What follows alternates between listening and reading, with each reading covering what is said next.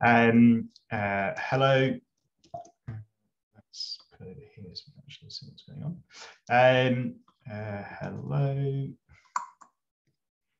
Hello. Case 1. System out, print, world. And then we break. Otherwise, we provide a default case system out. Goodbye.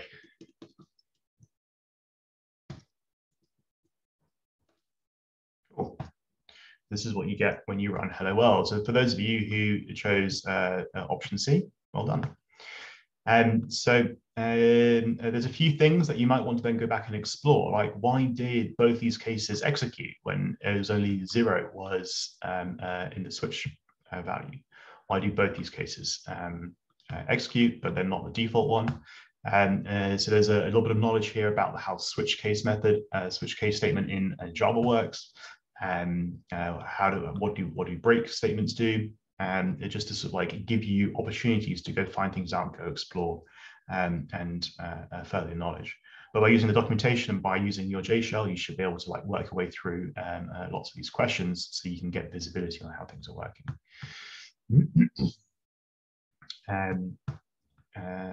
Okay. Any other thoughts or questions about this particular example here?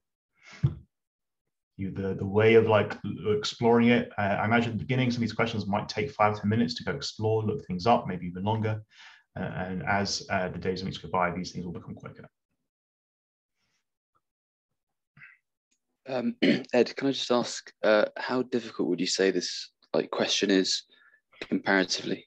Yeah, good question. So it's testing knowledge of a few things. It's just making sure you know how the substring method works. It's quite intuitive, so you can kind of reason your way through it. The one that might get you is like the math round, like it rounds up. That's a little bit of specific knowledge about how the round behavior works by default. And then a knowledge about the case statement, knowing that it will trigger the first case that gets met, and then will continue flowing regardless until it hits a break statement. So even if the case 1 is not triggered, you start with 0, it will then flow unless you have a break statement. So it's a little bit of specific knowledge about how the case statement works in Java. So with those things, then it will be tough to get this one correct. So it's a mixture between reasoning and like specific knowledge. So this is probably like a medium difficulty question. It's not relying entirely on just like your like memorization. You can reason your way through this, but there's also a couple things that you have to know. So how much harder might the reasoning for one of these questions get? I mean, obviously you just have to know things, so that's one thing, but in terms of the reasoning?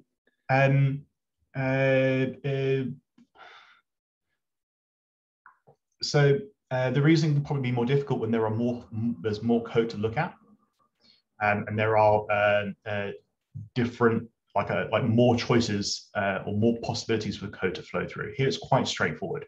You know that you're going to invoke this get switch method, so you can reason your way through it, and then you know it's something to do with the switch statement. So the reasoning can get a little bit more difficult, just simply by the number of possible options. Like if I had different switch methods and trying to remember like which one gets invoked at which time, it's a little bit more difficult to reason your way through it. So this is a one way you can reason your way through it, as long as you have some specific knowledge. I think that was a bit of a rambling answer to your question, Richard.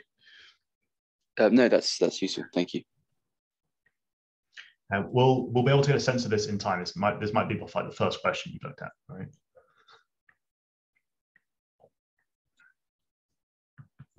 How much should you rely on the REPL for these questions?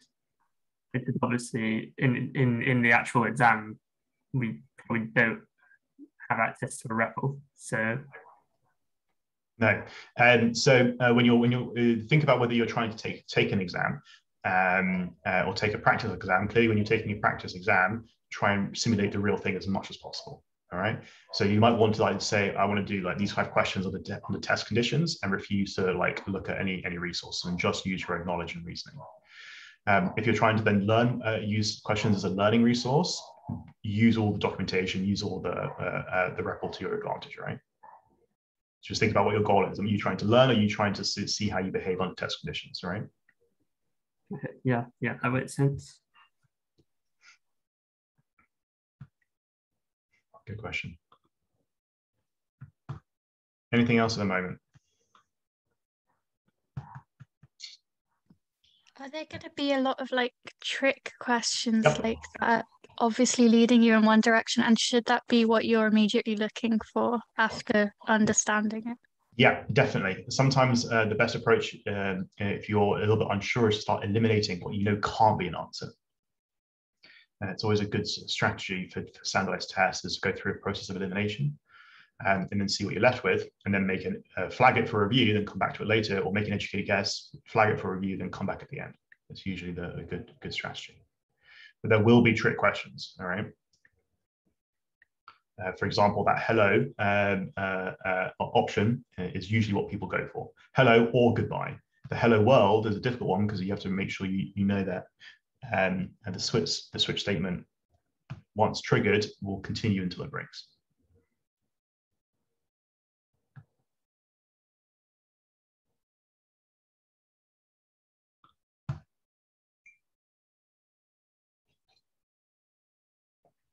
Okay.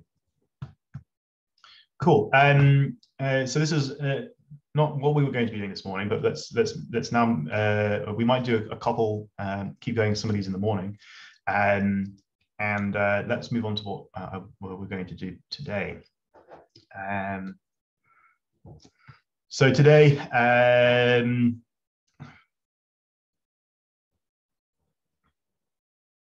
This is what today looks like. We're going to go through having a look at some build tools, and then straight after that we have interview prep, our second session, and I'll share a link to that just beforehand. And then we have an external workshop at 2:30. So that's what today looks like. Any thoughts or questions from the cohort about what today looks like, or anything general before we focus on today's session?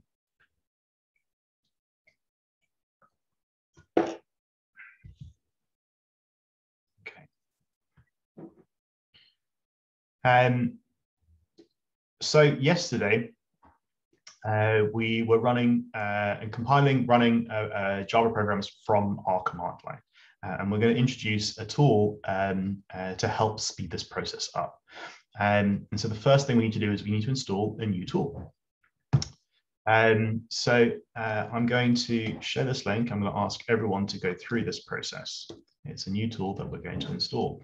There are a couple different options for tools that can help automate that process of having to compile and run your code every time you want to use it. And there are a number of extra things that can be helped by using these tools. You can automate the test process, like running your tests. You want to automate the process of creating a version of your application that you can then send different places and then run them. So so far we've just looked at the compiling and running, and we'll continue to focus on those tasks for the moment. But to speed it up, we're going to install Gradle, all right? A couple other useful or similar tools like Gradle is a common one called Maven.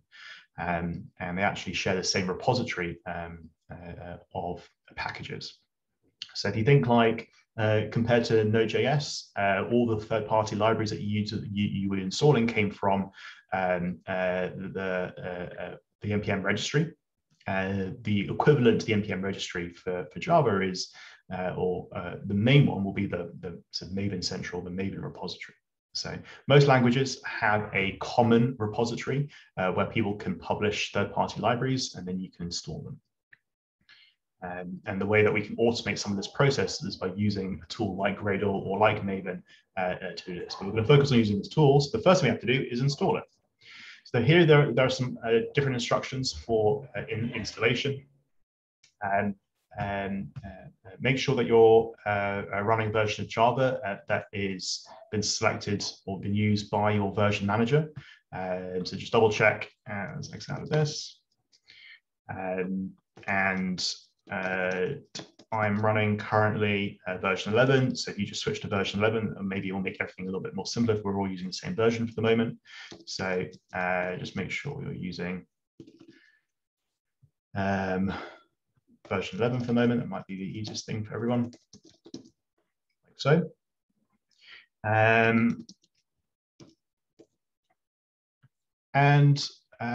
Then choose your option to install. So if you're running Mac OS, it might be as simple as just using your package manager homebrew to install it. Otherwise, just install it manually. So look at the instructions for either for the operating system you're on and follow it through. Remember that if you're on Windows, you probably be using PowerShell for everything in your Java development for the moment. So we're going to go to this link, and we're only going to install the binary. So go through and let's install version, the latest one, 7.2, and click on the binary only. Download it. And then continue the instructions. All right. So if you're on Mac OS, follow the instructions. If you're Mac OS, it's going to be again easier to just use Homebrew to install it. If you're on Windows, follow the instructions. The important thing is to make sure that you follow instructions carefully. So each individual line, just make sure you're following. To the point where you go through to step 3, making sure you configure your environment, because you need to be able to run Gradle from your command line. So you'll know it's worked if you continue the instructions, you've gone through, set your environment variables if you're on Windows, and then you can run Gradle from your command line. All right. You should be able to do something like Gradle-V. You should be able to get version 7.2, like so. Something like this. This is where I want everyone to meet over the next 5 minutes, just making sure they've gone through it. And if you have any bugs or questions, just make sure you just shout them out. All right, we'll go through them. But we should be able to run Gradle from a command line like so, and just be able to make sure it's working. After that, we're going to use it to initialize a project, and we'll explore it together. The moment, just make sure you can install it, and we'll spend another 5 minutes just making sure that works. Sound good? Cool.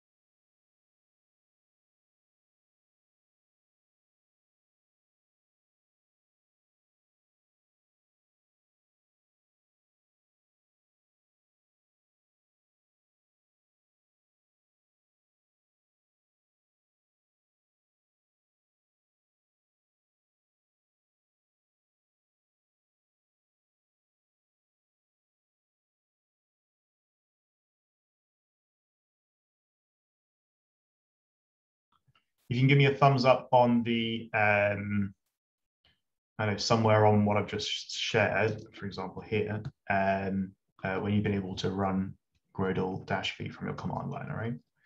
Just so I can see where we're at.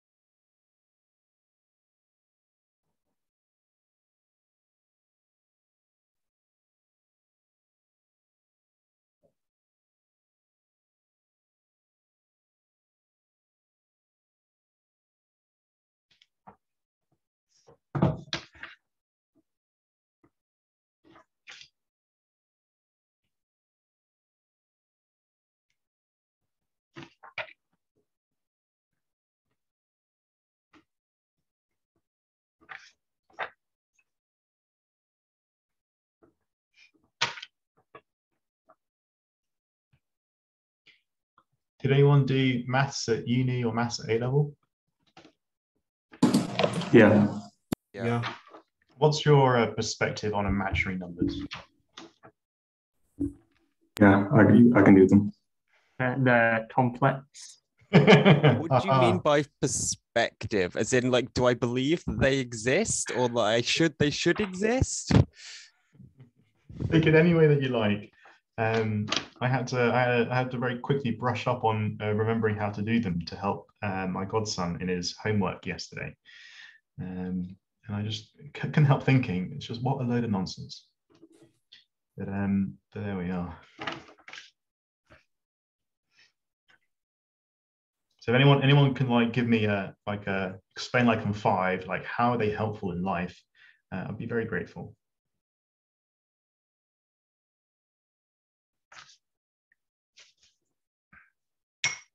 I mean, for the most part, tools in maths aren't really helpful until you have a problem which involves that tool. Yeah, that's absolutely fair. You can live a very full life without knowing what an imaginary number is and be very happy. I expect most of the world does. Yes. Or you could do mathematics with fields with 3 different imaginary numbers, which square to -1, and rip your hair out. I had to I started to look up what conjugate pairs were, because apparently this is all part of like the reason why they exist and how this works. And so I'm on my journey to trying to understand this. I'm on a mission. I need to. At the moment, it makes no sense.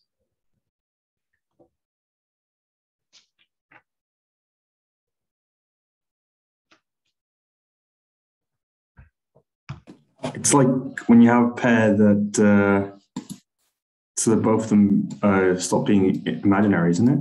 Is that what I've forgotten already? I think you've got a profession ahead of you being a teacher, Miro. Yeah, this is why I'm doing this and not becoming a teacher.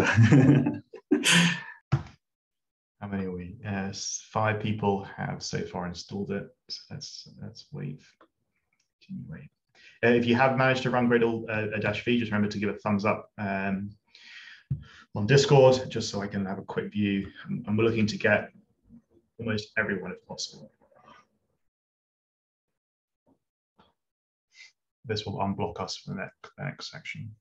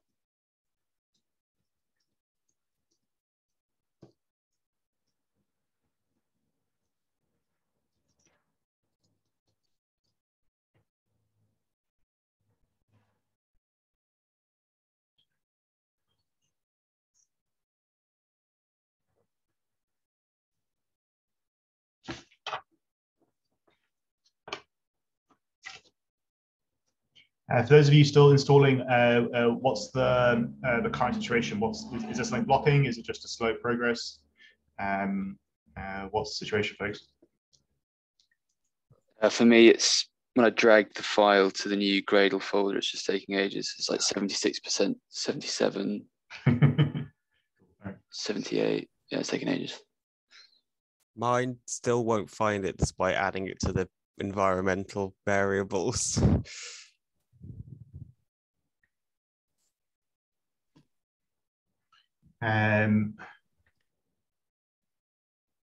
Try when you say you can't find it, is that when you try and run it on your command line, doesn't find it? Yeah. Have you tried closing the application down and restarting it? Yes. When you have a look at your path, what can you see in your path? So have you done something like to have a look at the lookup chain?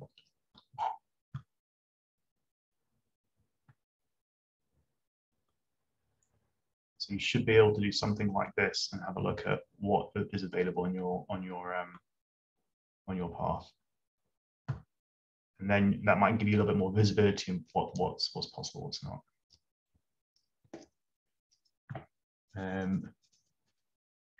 Otherwise, it just might be something about how you set it.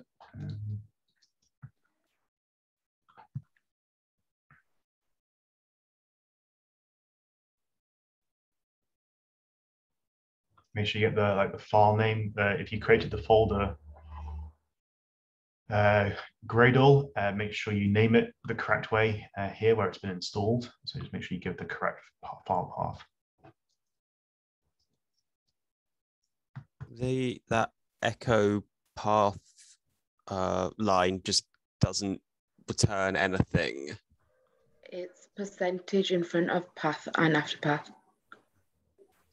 on Windows. Thanks, man.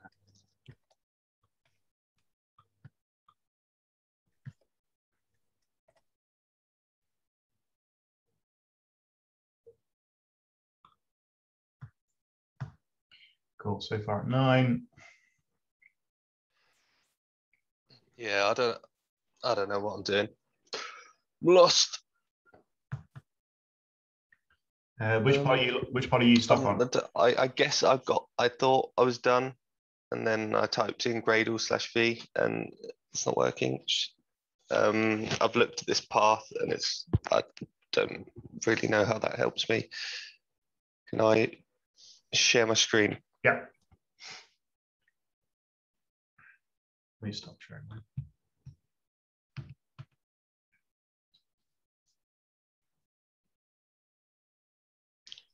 Okay.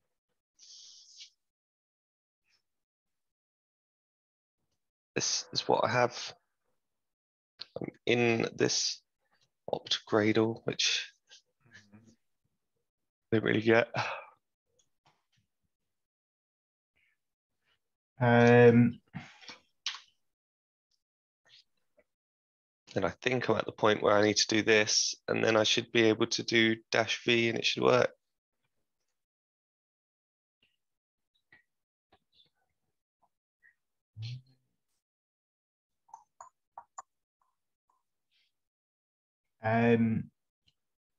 Okay, you remember that's the one you're looking at there is for Mac OS users. Linux as well. Yeah. So where are you currently operating at the moment on your machine? It looks like you're running Ubuntu. Yes. So you're using through the it looks like you're using the Oracle VM. Yes. Okay. Okay, so if that's the case,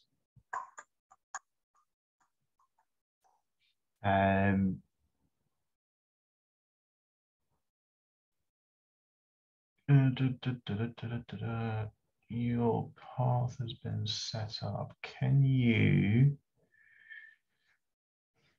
install it? How did you install it?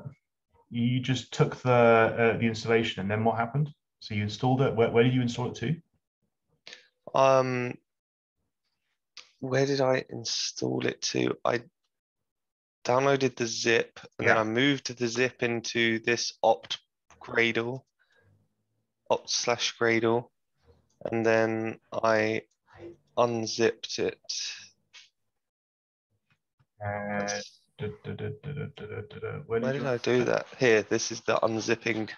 Cool. Okay. And then I typed ls. Yeah, and you got the 7.2. Wait, that's not. I don't think that's what you're supposed to do, Grant. Because I did it on my Ubuntu.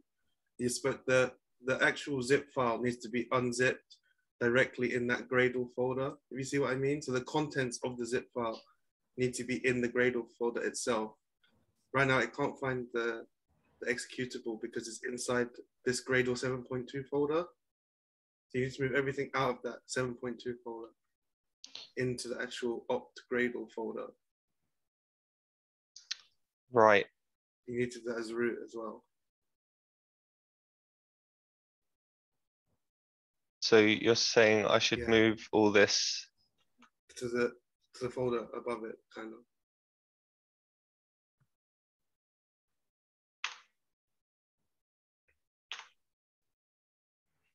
And then what? Try it. Try what? Try running Gradle-V.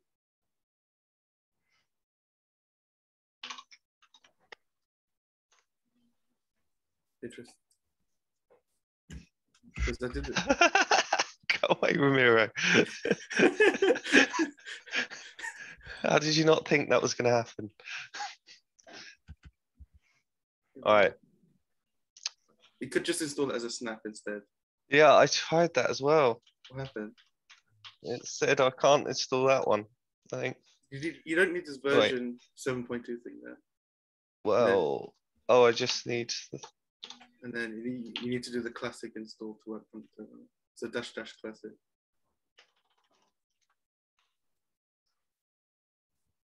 Well then. One way to go about it. There should have been a fairly straightforward way. Just have a look at the path and making sure that you've linked the right binary, so it looks it up. If it's in your path, it should be able to find it. Did you copy the unzip command from the web page, Grant, from the actual Gradle web page? Because it worked. I just copied what it did there. No, so nah, I guess I didn't. Because I moved this. I moved the zip file into this directory before unzipping it, and then it wouldn't let me use this -d command. So with sudo. What does that mean? You have to run it as like in sudo so you can access the root file. Otherwise, it just won't let you put it into the root directory.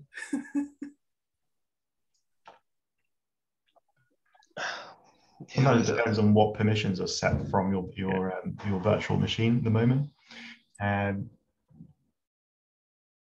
Let's see. I mean, it sounds like this problem might have just been a path issue, just trying to make sure you linked it in the right place. If you've got your local installation, and then all you need to do is make sure it's the correct file path is linked in your environment variable for your path. The path is essentially the lookup chain of where anytime you write a command in your command line, where does it go to find what to do. So if it's in that chain separated by those colons, if it's not in one of those directories, and then it won't find it, it will give you that command not found error. All right, any of those directories. Yeah. So that's why it looks like it's repeating itself over and over again. Slightly not. They usually sometimes it happens, but they should all be different. Otherwise it's redundant. So you've actually installed 7.02, all right? Yeah. It should mostly be fine. Should be all right if you're running Gradle version 7 or higher. Yeah, well, thanks, Ryan.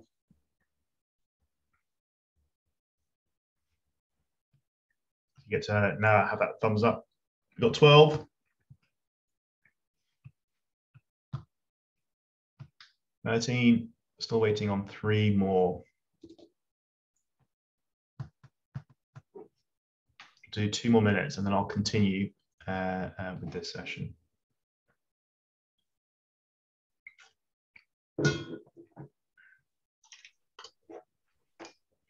Ed, mine says that Java home is set to an invalid directory after doing Gradle-V. So I'm not sure. Yeah, I've got that as well. You are you using a version? What version of Java are you using at the moment? Are you just double check using your version manager to manage it, because that should set it automatically.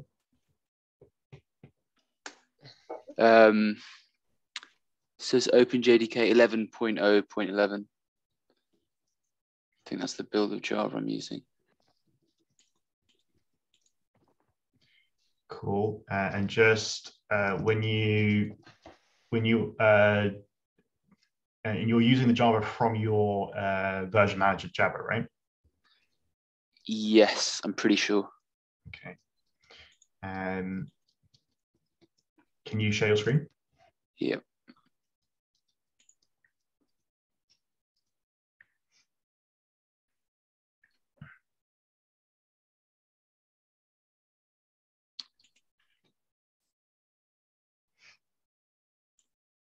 Yeah, the Java home is set to there. Good. I was fiddling with the, is it here? Yeah, I was fiddling with the environment variables as well. So I changed this, originally this pointed to my initial installation of Java, which was like the latest version 16 or something. So I changed it to this to look in Java and look at the version 11 installation. Can you, does it need to be set? Can we remove it? Will it do it automatically?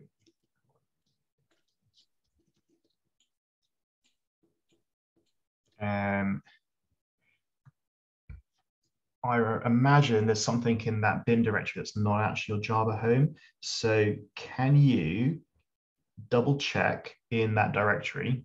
I think it's usually something slightly different. So go back out of the bin, just go back to the adopt, go back one directory.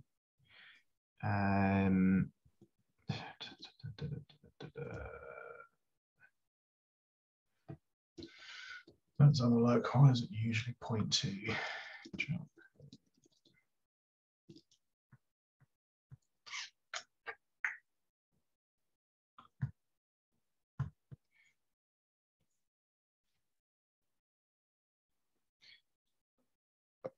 Can you maybe just point it to not the bin folder, but just the adopt folder directory?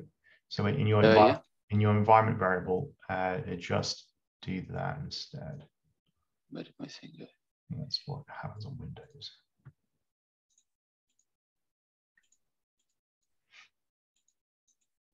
Yeah, why can I not edit that? Let me just cancel it.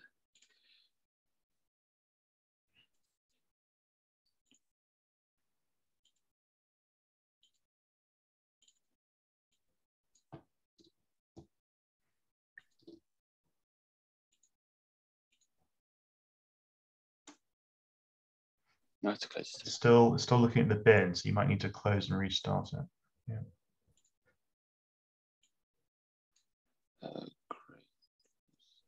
Great. Cool. Hey, okay, great. Thank you so much. No worries. Did that work for you also, Oliver? No, I think I've broken it elsewhere, but I'll just follow that and all right, hopefully it'll work. I'll come back to you afterwards, all right? Yeah, no worries. Okay. Nice. All right, we got there. So let me share my screen again. Keeping an eye on the time, 45 minutes.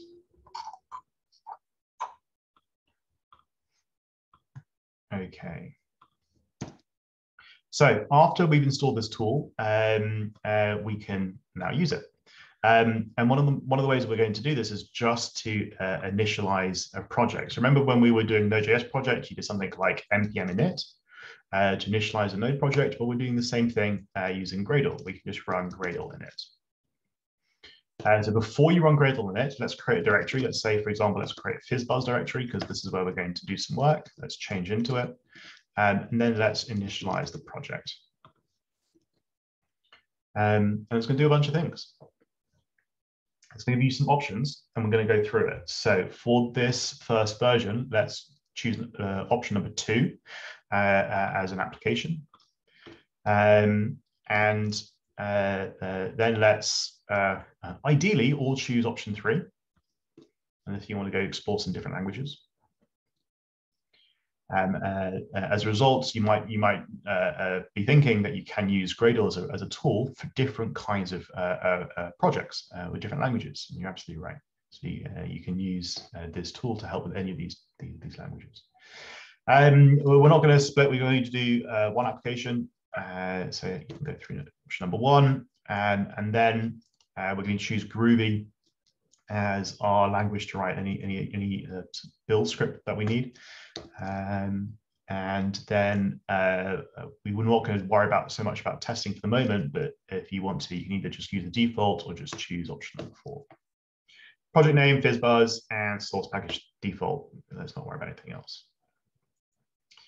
So as a result, you should have gone through and initialized a project. And let's have a look at what's happened by this. So let's explore everything in this directory now. So there's a few things that has happened. The main thing to be worried about, we can kind of just not really worry about the git attributes file or the git ignore. These are things you've already seen before. In the git ignore, we're going to make sure we don't check into version control these 2 directories. We don't have a build directory just yet because we haven't run our program. But this is everything to do with your specific version of Gradle. So we don't check that in, we just leave it there. The main thing to pay attention to is this settings to Gradle file and also this build.gradle file. The build.gradle file is the most similar to your package.json. So if you think about Node.js, our projects, and how do we list dependencies and all the third-party tools that our project needs, the most similar to that is the build.gradle, all right, in a Gradle Java project. So you can have a look through it. I'm not going to really worry about it at the moment. This is where we say where to get any dependencies, any third-party libraries. We nominate any sort of additional tools for our project that we want to use, and a few more things. I don't want to worry so much about this file for the moment because the focus is just being able to sort of automate some of these processes, and we'll come back to this if we need to. But this is where we would think about the similarity between the package.json and the build.gradle. All right.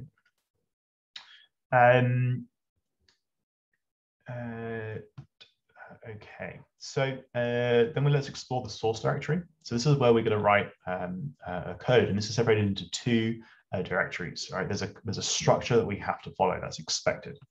As you can see, it's all generated. There's the skeleton structure of any application, separated into 2 parts, where you write all your packages and classes, and where you write your test code.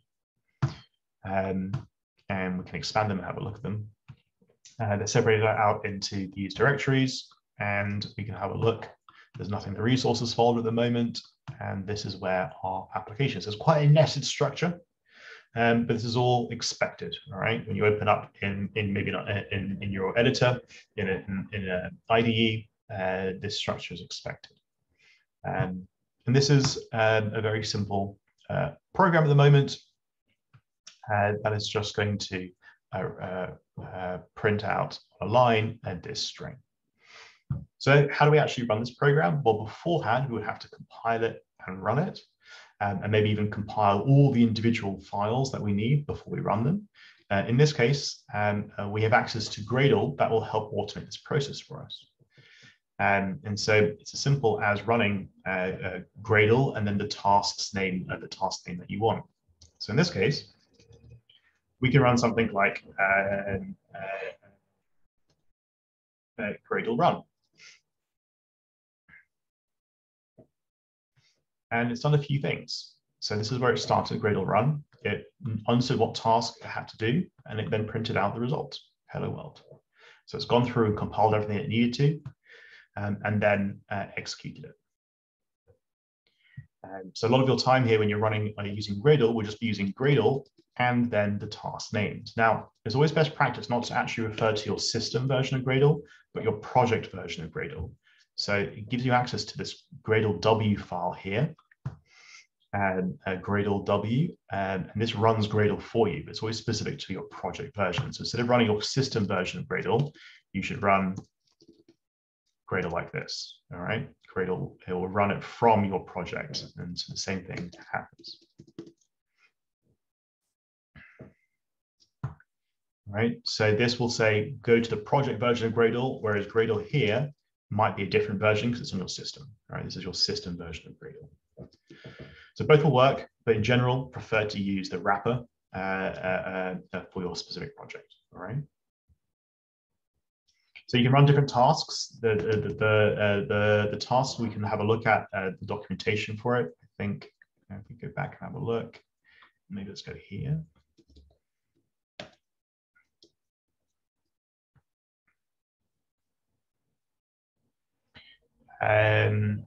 We've already run the initial task, the init task. Gone through this, but it gives you more information here. This is probably going to be quite useful to have a look at. And we've had a look at the run task. And there are a few other tasks to have a look at. You can run the build, and so we can have a look at what that does. Let's go back to the project. Can you see there's a build directory? This is all your generated, your compiled code, and any additional resources that's needed. All right, but because this is generated by the compile phase, we don't check this into version control, which is why it's ignored. All right, anytime you want to run it, you can use your Gradle to just automate that process, but don't check it into version control. Just push the actual source directory, not the build directory, right? Because you can always generate the build directory from your source. So always ignore it. Okay, so the purpose of this is to be able to automate compiling and running your classes, and the next step for everyone is to be able to complete or to be able to write FizzBuzz. So in your application here, you can remove this line and even start from scratch here. And go ahead and implement FizzBuzz. You'll remember the rules. For this specific implementation, I'd like you to loop through the numbers 1 through 100. And then, as the rules suggest, if it's divisible by 3, I want you to print out fizz. If it's divisible by 5, I want you to print out buzz. And if it's divisible by 15, I want you to print out FizzBuzz. So I should see a list of numbers printed out on your screen, numbers 1 through 100 with the substitutions made. It would be good if you include a method as well. So maybe after you've done the first version of it, try and extract out maybe some kind of is divisible by method, just to practice creating a method and then using it. And then we'll have a look at it together. All right. So the focus for everyone at the moment is after you've initialized your project using Gradle, make sure you go through those options. Choosing application, choosing Java. It's a one application project. We're using Groovy, and then you can use a default. We just choose option 4 for your test framework. Any of the defaults for the project name and source package, and then make sure you can run your program. And we're going to be using the wrapper using /GradleW. This will access this wrapper and run Java Gradle for you. Once you're in that situation, then you can go through and edit the code here in this class and just write an implementation of FizzBuzz directly in the main method, and see if you can use extract methods as you can to get practice at it. And we'll go through it in about half an hour just before our next session. Sound good? Any questions?